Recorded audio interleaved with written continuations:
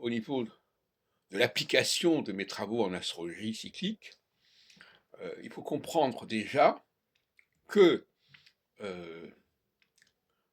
il y a un temps où il faut arrêter certaines choses, où il faut renoncer à certaines choses.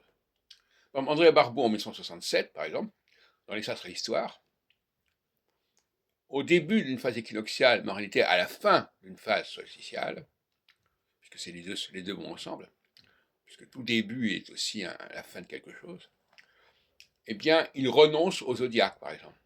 Il renonce au référentiel zodiacal. Il renonce à différencier les planètes d'entre elles dans son anticyclique.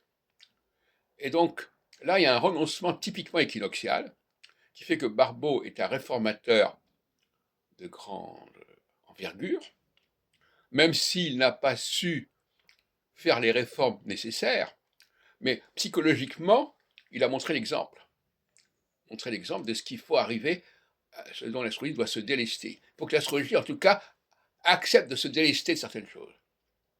Peut-être pas ce dont il a parlé, mais il faut qu'elle accepte de se délester. Et moi, je continue dans le sillon de Barbeau, je propose mes propres lectures, et en 94, c'est-à-dire